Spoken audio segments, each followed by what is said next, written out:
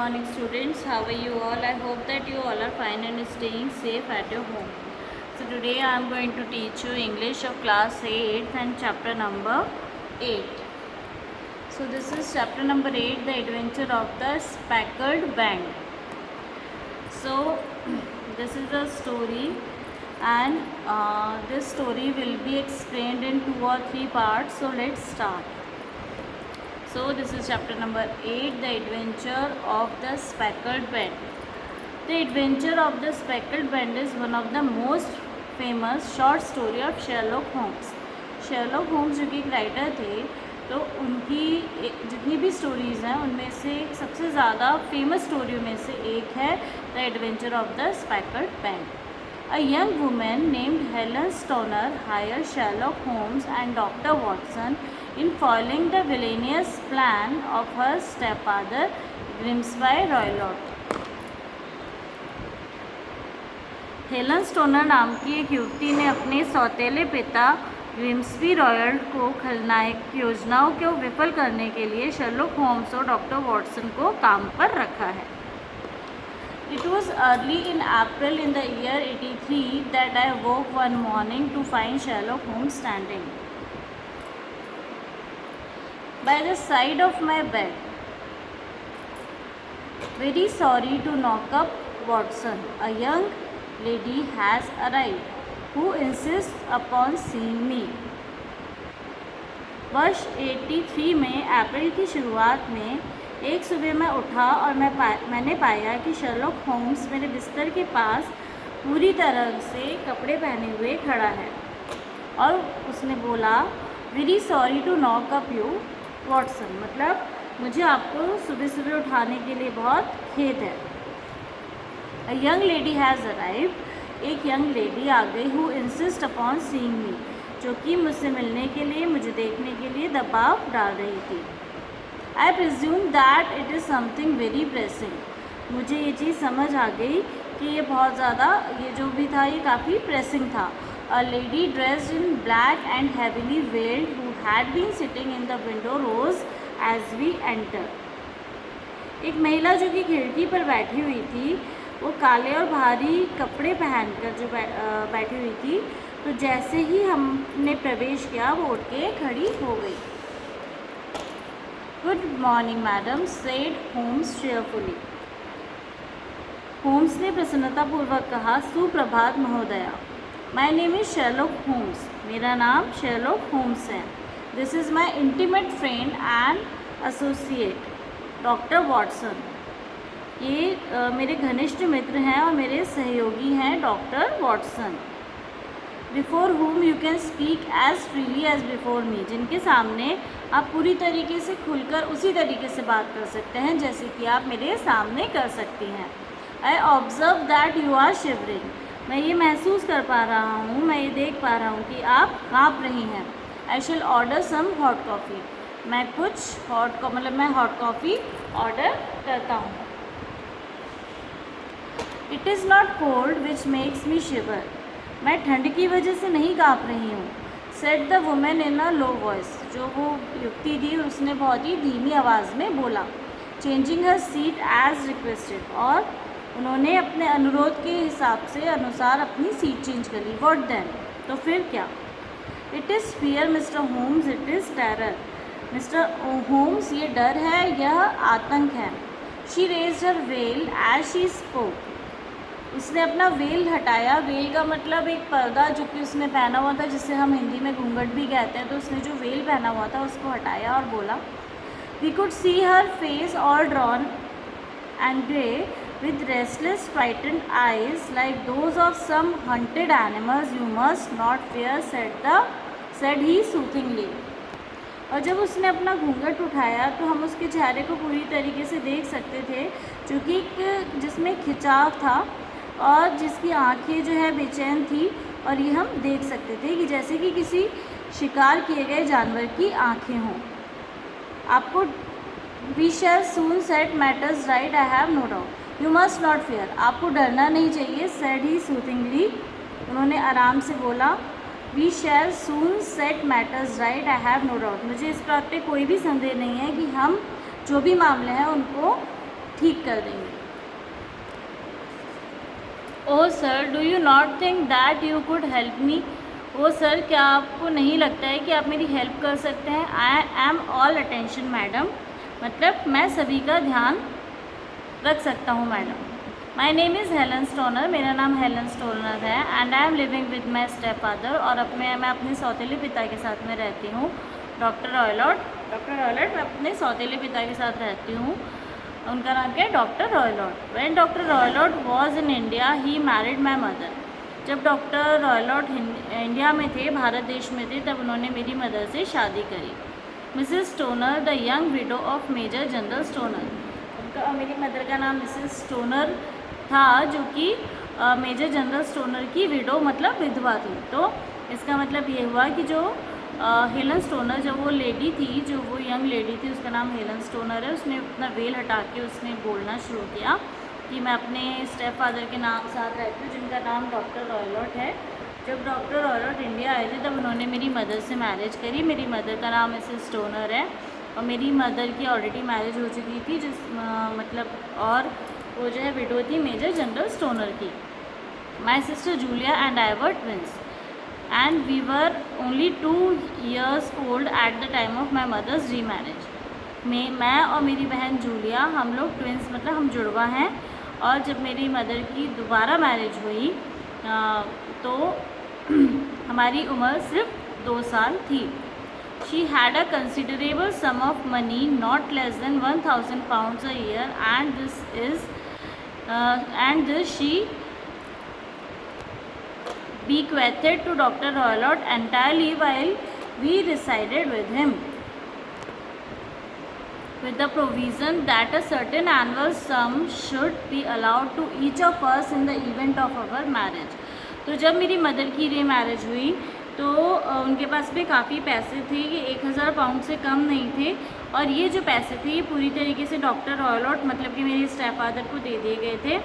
और एक शर्त रखी गई थी कि हमें जितनी भी वार्षिक राशि हमें चाहिए, या हमारी शादी के समय जो भी राशि चाहिए, वो हमें उस समय दी जानी चाहिए। Shortly after our return to England my mother died. हमारे इंग्लैंड जो है लौटने के समय ही हमारी मदर की डेथ हो गई। A terrible change came over our step father about this time. और इस समय जो मेरे सौतेले पिता थे, उनके व्यवहार में एक बहुत ज़्यादा टेरेबल चेंज आया। Instead of making friends and exchanging visits with our neighbours, he indulged in ferocious quarrels with whoever might cross his path. जो मेरे फादर थे, उनके मतलब जब उनके व्यवहार में चेंज हुआ, उनके नेचर में चेंज हुआ, तो दोस्त बनाने या पड़ोसियों के साथ में अच्छी रिलेशनशिप मेंटेन करने की जगह पे क्या करते थे कि वे बहुत क्रूर हो गए थे और झगड़ा करने लगते थे लोगों से। He had no friends at all save the wandering gypsies who he would give leave to encamp upon his land.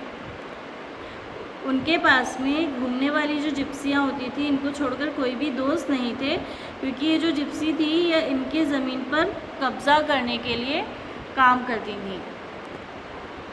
He has a passion also for Indian animals, and he has at this moment a cheetah and a baboon which wander freely over his ground and are feared by the villagers almost as much as their master. इनको जो है जानवरों से, Indian जो जानवर हैं, इनसे भी काफ़ी लगाव है, और इनके पास में इस समय एक बबून है और एक चीता है जो अपने मैदान में स्वतंत्र रूप से घूमते हैं, और ग्रामीणों से, जो विलेजर्स हैं, उनसे उतना ही डरते हैं जितना कि वो अपने मास्टर से डरते हैं। You can imagine from what I say that my poor sister Julia and I had no great pleasure in our lives. अब आप जो मैं कह रही हूँ, आप उसकी कल्पना कर सकते हैं कि मैं और जो मेरी बहन है, हमारे दोनों के ही जीवन में कुछ भी बहुत ज़्यादा अच्छा नहीं है। No servant would stay with us, कोई भी नौकर हमारे साथ में रुकते नहीं हैं। And for a long time we did all the work of the house. She was 30 at the time of her death. और हम लोग काफ़ी समय तक जो है अपने घर के सारे काम करते रहे, और जब उसकी डेथ हुई, मेरी सिस्टर की डेथ हुई, तब उसकी उम्र 30 साल थी। Your sister is dead then, इसका मतलब कि जो तुम्हारी बहन है वो मर चुकी है। I wish to speak to you about her death. मैं उससे आपकी मृत्यु के बारे में बात करना चाहती हूँ। Julia met a half pay major of marines at Christmas to whom she became engaged. जो जूलिया थी उसकी सिस्टर, वो एक हाफ पे मेजर मतलब आधी सैलरी जिसको मिलती थी मेजर को मैरीज के उससे मिली है, जिससे क्रिसमस पर, और उससे उसकी शादी हो गई। माई स्टेप फादर एंगेजमेंट हो गई। My stepfather learned of the engagement and offered no objection to the marriage. जो मेरे स्टेप फादर थे, जो मेरे सौतेले पिता थे, उनको उसकी सगाई के बारे में पता चल गया और उन्होंने उसकी शादी को लेके कोई भी ऑब्जेक्शन नहीं किया। But within a fortnight मतलब 15 दिनों के अंदर, 15 days, but within a fortnight of the day which had been fixed for the wedding. Fortnight का मतलब होता है days between full moon and new moon. तो क्या हुआ कि जब but within a fortnight of the day which had been fixed for the wedding, the terrible event occurred which has deprived me of the only campaigning। लेकिन Fortnite पे एक घटना घटी जिसने मुझे सिर्फ अकेला छोड़ दिया। मेरे जो भी कैंपेनियन थी, मतलब जो मेरी सिस्टर थी, उसको वो डेथ के बारे में बात करते हुए बोलती है कि उस वाले इवेंट ने, जो भी हादसा हुआ, उसने उसको अकेला छोड़ दिया। The fatal night, Dr. Roylott had gone to his room early। उस रात में, उस घातक, फैटल का मतलब घातक, उस घातक रात में जो डॉक्टर रॉयलॉट थे, ये अपने रूम में जल्दी चले गए थे। She left her room therefore and came into mine where she sat for some time chatting about her approaching wedding। और फिर वो अपनी बात को बढ़ाते हुए कहती है कि उस दिन जो है, उस घातक रात को, जो डॉक्टर रॉयलॉट थे, उसके स्टेपफादर, वो अपने कमरे में जल्दी चले गए और इसीलिए जो है अपनी सिस्टर के बारे में कहते हुए वो कहती है कि वो मेरे पास आई, जहाँ पर वो मेरे साथ कुछ समय बैठी और उसने शादी के बारे में बातें की। At 11 o'clock she rose to leave me, but she paused at the door and looked back. Tell me, Helen, said she, have you ever heard anyone whistle in the dead of the night? तो लगभग 11 बजे के समय वह मुझे छोड़ने के लिए उठी, लेकिन वह दरवाजे पर जैसे गई और रुक गई और उसने पीछे मुड़कर कहा कि हेलन, मुझे बताओ कि क्या तुमने कभी किसी को रात के अंधेरे में सीटी बजाते हुए सुना है? Certainly not, but Y?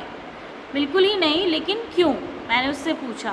Because during the last few nights I have always about 3 in the morning heard a low clear whistle। क्योंकि, और उसने अपनी बात को आगे बढ़ाते हुए बोला, उसकी सिस्टर ने, क्योंकि पिछली कुछ रातों के दौरान मैंने हमेशा सुबह के लगभग 3 बजे एक धीमी और स्पष्ट सीटी की आवाज़ सुनी है। आई एम लाइट स्लीपर, मतलब मुझे कच्ची नींद आती है।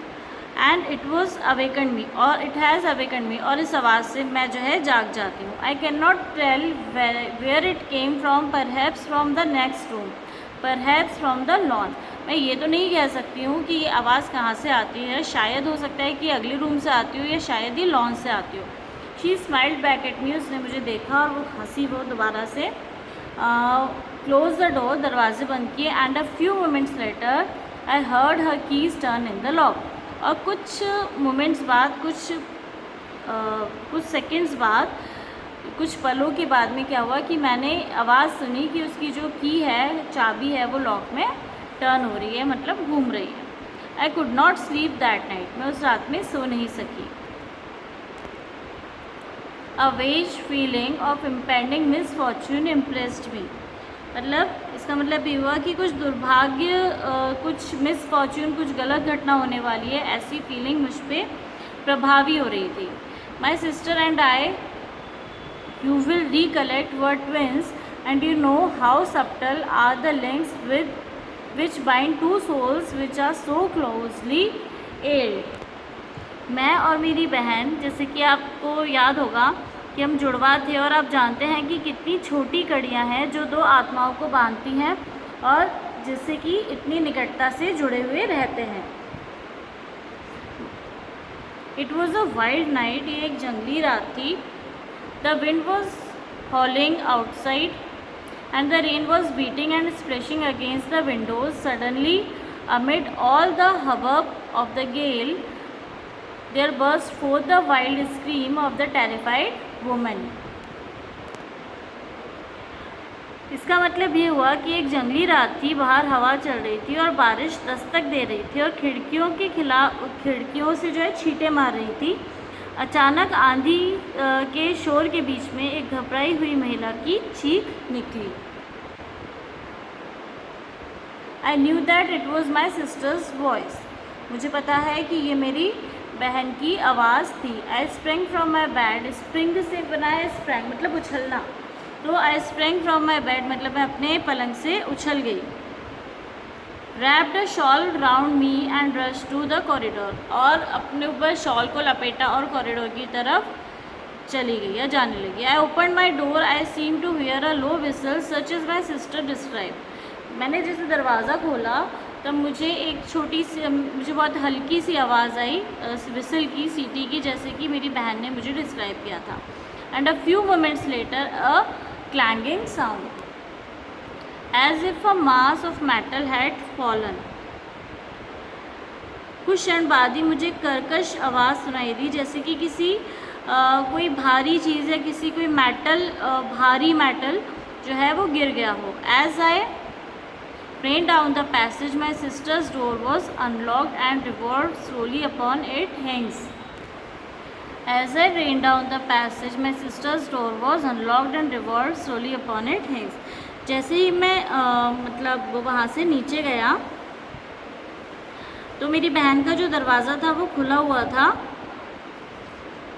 अनलॉक था, और धीरे धीरे घूम रहा था। जैसे कई बार क्या होता है, आप डोर ओपन करते हैं या विंडो ओपन करते हैं तो थोड़ी सी देर वो हिलती रहती है, तो इसी तरीके से वो घूम रहा था। I started at it horror stricken, not knowing what was about to issue from it। मैंने जो है इसे डरावनी दृष्टि से देखा कि न जाने इससे क्या निकलने वाला था, क्या पता चलने वाला था। By the light of the corridor lamp, I saw my sister appear at the opening, her face blanched with terror, her hands groping for help, her whole figure swaying to and fro like that of a drunkard। मैंने गलियारे के दीपक की रोशनी में देखा कि मेरी बहन का चेहरा डर से झुलसा हुआ है और उसके हाथ मदद के लिए टटोल रहे हैं। उसकी जो पूरी बॉडी थी, उसकी पूरी जो शेप थी, वो शराबी की तरह इधर उधर हिलती हुई दिखाई दे रही थी। I ran to her and threw my arms round her, but at the moment her knees seemed to give way and she fell to the ground। मैं दौड़कर उसके पास में गई और मैंने उसको अपनी बाहों में जकड़ लिया, लेकिन उसी क्षण उसी मोमेंट पे उसके जो घुटने थे वो ज़मीन पर टिके और वो गिर गई। She writhed as one who is in terrible pain, and her limbs were dreadfully convulsed। जो मेरी सिस्टर थी, जो मेरी बहन थी, वो एक बहुत ज़्यादा दर्द में, बहुत भयानक दर्द में रो रही थी, और जो उसके बॉडी पार्ट्स थे वो बहुत ही ड्रेडफुली कन्वर्स थे, बिल्कुल क्षतिग्रस्त हो गए थे। At first I thought that she has not recognise me. सबसे पहले मुझे लगा कि उसने मुझे पहचाना नहीं है, but as I bent over her she suddenly shrieked out in a voice which I shall never forget, oh my God Helen, it was the band, the speckled band। पहले मुझे लगा कि उसने मुझे नहीं पहचाना है, लेकिन जैसे ही मैंने उसे झुकाया तो अचानक वो एक आवाज़ में चिल्लाई जिसे मैं कभी भी नहीं भूलूंगी कि हे भगवान हेलन, वो बैंड था, धब्बेदार band. There was something else which she would fain have said, and she stabbed with her finger into the air in the direction of the doctor's room। But a fresh convulsion seized her and choked her words, and she slowly sank and died without having recovered her consciousness। Such is the dreadful end of my beloved sister। उसने अपनी उंगली से doctor के room की तरफ इशारा किया, और लेकिन धीरे धीरे जो उसकी बॉडी थी वो ऐंठती गई, और जिससे कि उसके शब्द दब गए, वो धीरे धीरे उसी अनकॉन्शियसनेस में डूब गई और होश आए बिना ही मर गई। ऐसा था मेरी प्यारी बहन का अंत। So this is the very first part of the chapter. I hope that you understand this. In this video I have read the chapter as well as I have explained the chapter for you, so you have to practice it at home. In our next video we'll complete the chapter, we'll try to complete the chapter. So thank you and have a nice day. Bye bye.